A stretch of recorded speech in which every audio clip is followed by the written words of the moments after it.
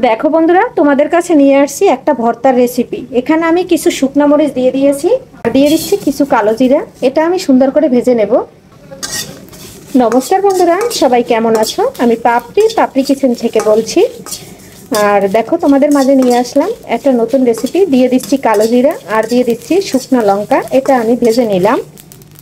ওর ভিতরে দিয়ে দেবো, মানে ওটা ভাজা হয়ে গেছে। এখন দিয়ে দিচ্ছি কিছুটা অনেক পরিমাণে রসুন। রসুনটা আমি হালকা একটু তেল দিয়ে ভেজে নেব।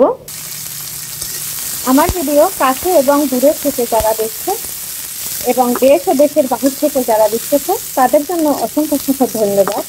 আর এত সুন্দর সুন্দর কমেন্ট এবং লাইক করে তাদের জন্য অসংখ্য ধন্যবাদ। আর নতুন পুরান বন্ধুদের জন্য সবার জন্য আমার তরফ থেকে অনেক অনেক ভালোবাসা। আর তোমাদের একটা লাইকের কারণে আমি চলে যেতে পারবো অনেক দূরে, কারণ একটা লাইক দিয়ে বন্ধুরা ভিডিওটা কন্টিনিউ করবে।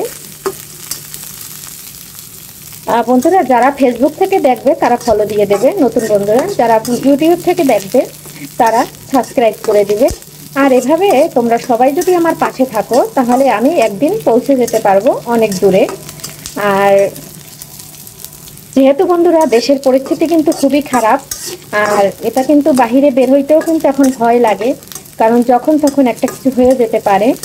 আর এই অবস্থায় সবাই কিন্তু আমরা একটু টেনশনেই থাকি। দেখো, কালো জিরাটা আর মরিচটা ভেজে উঠিয়ে নিয়েছি। এখন কিন্তু এর ভিতর আমি রসুনটাও ভেজে তুলে নেব। রেসিপিটা ভর্তার যে মূল রেসিপিটা তোমাদের দেখাই নাই, ওগুলো আমি ভেজে নিয়েছি। আর এখানে নিয়েছি দুধ কচুর মানে পাতাগুলান কেটে। পাতাগুলান কিন্তু আমি ধুয়ে সুন্দর করে কেটে নিয়েছি। আর এটা কিন্তু আমার বাগানের এই অনেকগুলান দুধ কচুর গাছ হয়েছে। এটা আমি এখন কেটে ধুয়ে পরিষ্কার করে এখন আমি ভেজে নেব। দেখো বন্ধুরা, কড়াইতে দিয়ে দিয়েছি। এখন আমি স্বাদ অনুযায়ী লবণ দিয়ে দেব।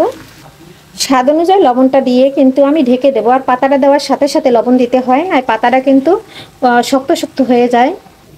ঢেকে দিচ্ছি 10 মিনিটের জন্য, সুন্দর করে সিদ্ধ করে নেব।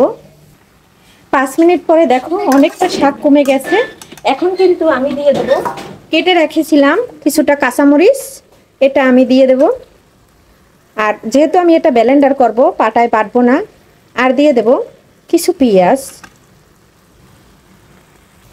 এখন আমি দিয়ে দিচ্ছি একটু হলুদ। আমি কিন্তু বন্ধুরা হলুদ দেই কারণ আমার ভালো লাগে। তাহলে এখন আমি আরো কিছুক্ষণ সময় ঢেকে রান্না করে নেব। ঢাকনাটা উল্টিয়ে আমি আরেকটু নেড়ে ছেড়ে দিলাম বন্ধুরা, কারণ এটা একবারে সম্পূর্ণ সিদ্ধ হইতে হবে।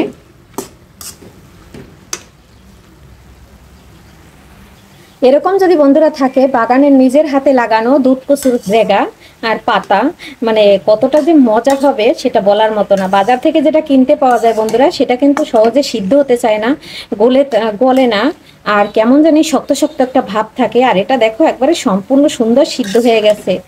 আর এইরকম ভর্তা যদি গরম ভাতের সাথে হয়, একবারে জমে যাওয়ার মতন একটা রেসিপি। যারা আমার মতো ভর্তা পছন্দ করো তারা একটা লাইক দিয়ে আমার সাথে থাকো।